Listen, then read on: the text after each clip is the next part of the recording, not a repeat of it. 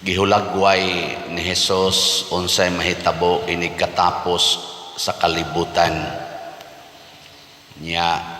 Ganahan na mong matapos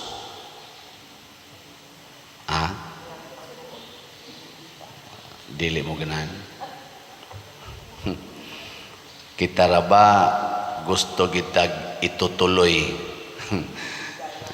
di taganahan anang wakasan, itutuloy gyud.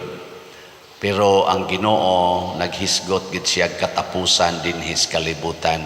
Kay ang kalibutan man god mga igsoon dili mao ang Ginoo. Binuhat ra sa Ginoo ang kalibutan. Sige, lingi ay mong tupad ina binuhat ra ka. Binuhat ra ka. Dili man ka maoy magbubuhat. Sa ato pa kay binuhat ra man lumalabay. Nabitay na nagbuhat og balay dinhi sa atong parokya para ilang kapuy-an, nangaigo sa Bagyo, nangaigo sa Anay ug Agay-ay, nya wa sa sila'y kwarta karon 40 nagyong batias ilang balay. Nya ako isip mag-birthday karong November 24 sa akong ika-60th birthday, nakakita ako aning maong sitwasyon. Ako nirong gisuwayan og tabang nga ayo-ayo unta ang balay nya kamusang nipalit aning atong slot nga CTO or Christ Transforming Union, makatabang sad mo pag ayo sa balay. So naa na tay mga duha ka balay nga basig mahumana karong adlaw or ugma ba atong giayo. Nya daghan kaayo nga makapatandog nato kay nangaguba na ang balay kay lagi binuhat ra. So tanawa sa nang inyong naong, di balahi ang inyong naong sa una katong bag-o pa mong nadalaga, bag-ong naulitaw, karon nag-anam nagkaguba, wa nay ngipon, yat-yat nagnaong, yat-yat nagsampot. Ang tuhod magkurog-kurog na inignaog, sa una magambak-ambak ra na sa mga hagdanan, kat-kat anang kahoy, ambak na tos ubos, ana karon bisa nalas pagtikang sa hagdanan, gakurog ng tuhod, gubaon na kaayo. Kaya nga naman binuhat ra. Muna ningingon ang Ginoo ba niingon ni Hari Solomon diri sa unang pagbasa, kung magsigi tag higugma aning binuhat sa Ginoo, unya dili na ta mahigugma sa Ginoo, buang ta. Ang tao nga nahigugmas mga binuhat sa Ginoo sama aning kalibutan kana mga tubig, adlaw, bituon, tanom, mga bato, mga beauty sa kalibutan. Nya mo na iyang gihigugma pero di siya kakita Ginoo, di siya mo ilag Ginoo tungod aning iyang mga nakita, buang ng tawhana. Kanang magsigig tanaw anang samin, magsigtanaw anang samin, hala sigig yung arrange anang iyang naong, haron mo gwapa gyud kay siya, pero di siya kapasalamat sa Ginoo nga naa siya naong, buang na. Siging gamit anang cellphone, siging tulpok anang cellphone, kanang computer niya, lingaw kay siya siyang computer, lingaw kay siya siyang cellphone, pero di siya mo ilas Ginoo, buang sad na. Siging drive anang iyang sakyanan, panindot anang iyang balay, lingaw kay siya iyang sakyanan o sa iyang balay o sa iyang dako kayong bahandi kay dato kay siya, pero di siya mo ilag Ginoo, buang na. Ikaw na be, lingiyay mong tupad ning na wapa ka mabuang, nabuang sa kwarta, nabuang sa bahandi, nabuang sa gahom, kanang nagpinatyanay karon kay gusto na siya nga siya mo'y hari, siya gyud mo'y haod niya, patyon tika kung di ka mosunod nako, mo nang naggubat na, nangabuang na na, nalimot na nga kitang tanan mga binuhat lamang. Yan na. Kinsa may taong malinawon, kinsa man ang mga tao nga niilas Ginoo nga maoy magbubuhat, unya higugmaon ang magbubuhat, dili ang binuhat. Nga sa atong tubag sa Salmo, ang kalangitan nagasangyaw sa himaya sa Dios. Ighangad natos langit, dili ta mag-ingon, la, kanindot sa panganod, hala, nagdancing sun. Ana, dili ta magsigig tan-aw, ana. Ang atong tan-awon, kinsay nag-arrange aning kawanangan, kinsa may author aning atong gitan-aw nga mga may kaing pagka-arrange nga mga sapa o mga kabukiran. Original ba? Na karon tanawa ang mga tao nga wa mo ilag Ginoo. Ang bukid gihimo ng mga balay. Ang tubig mo dalos na ngadto sa ubos, ang mga sapa sa gipangsirad-an sa maayo, ni clog up ang mga drainage, na naglunop na, naglandslide na. Kinsa may gabuhat ana? Ang tao. Ang mga kalasangan gipangguba, ana, mao na nahimo ng gubaon ang kalibutan.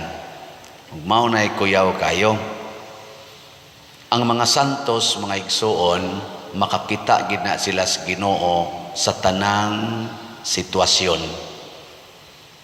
Si Kuan San Agustin ingon siya, dugay kay kung nakakita nimo Ginoo, tungod kay nalingaw kay ko sa imong mga binuhat. Wa ko kakita nga di aday kasud sa akong kasing-kasing. Ang akong nalingawan ang dihas gawas nga imong mga binuhat.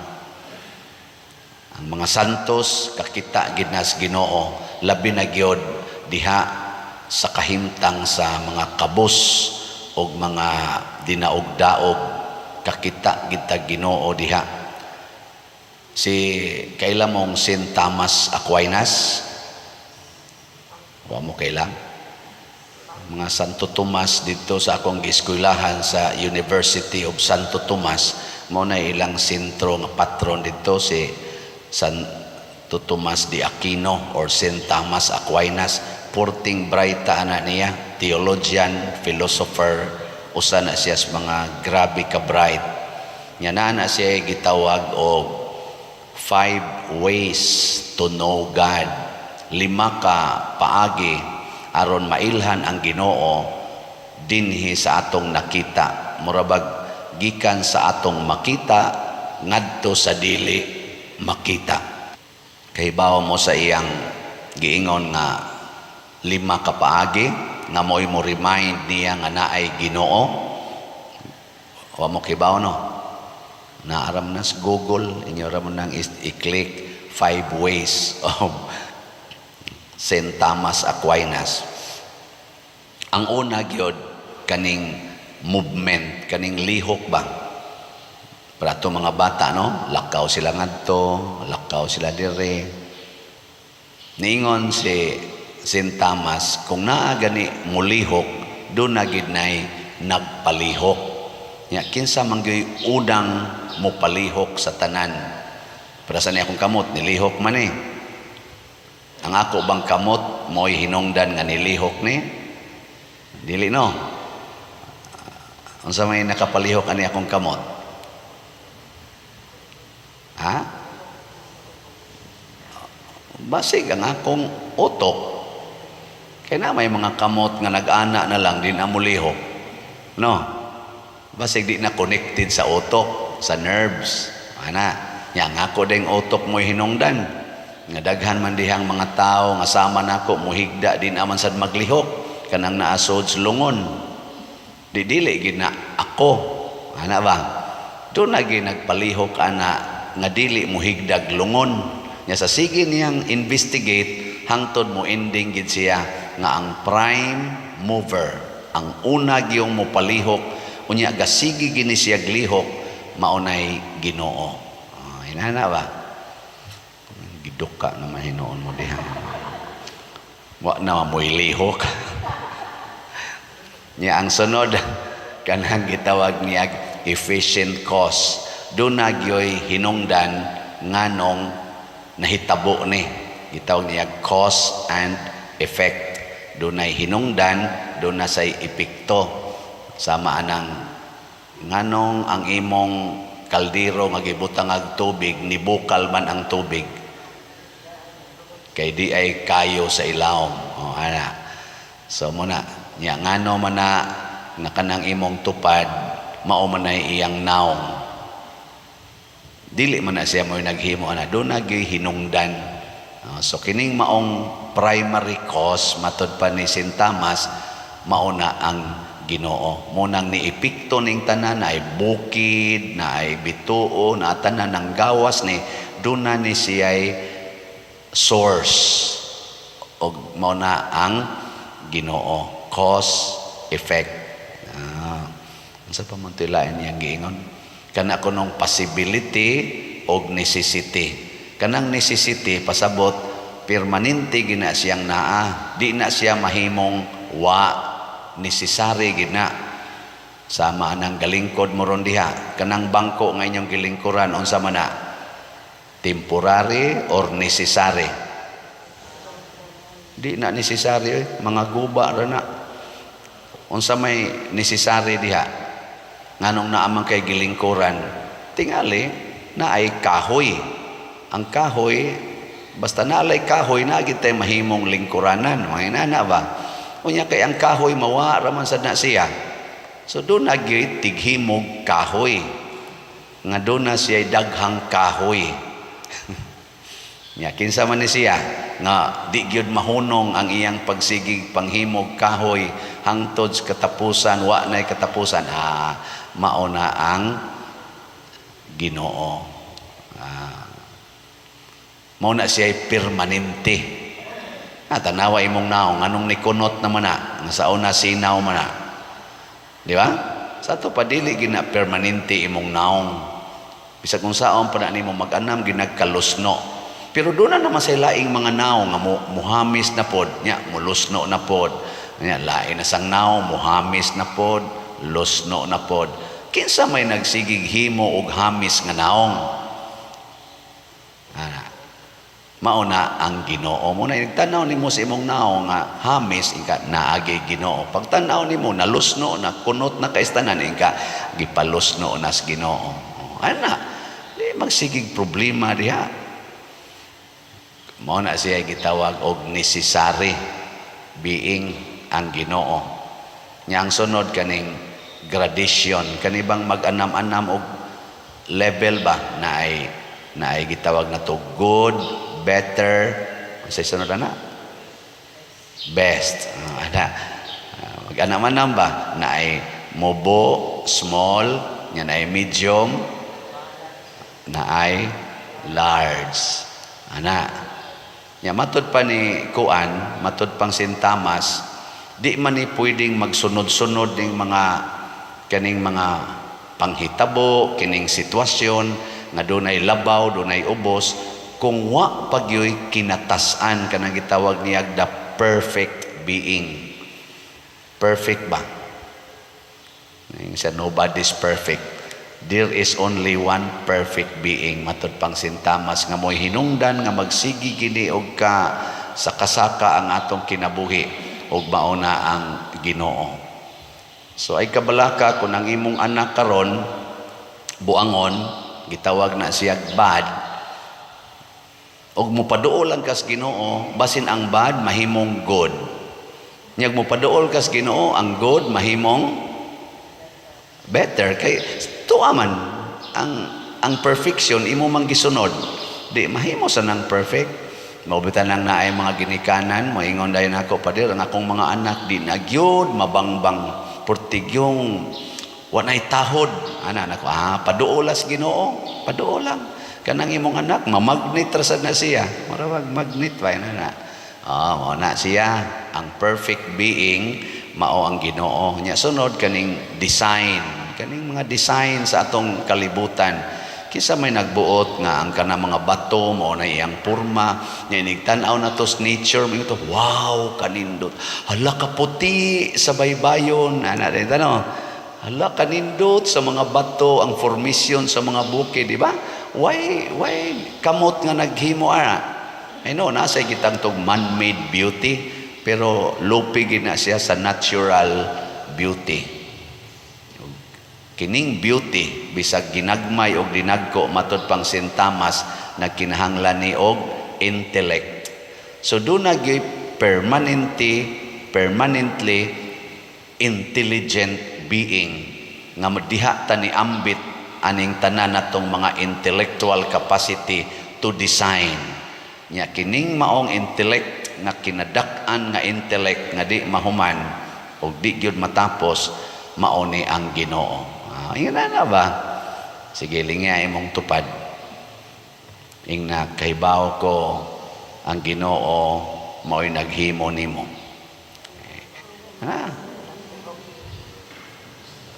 Kay basin ang imong una-una ang iyang papa mo'y naghimo nya imnon ray nimo liwat na sa amahan.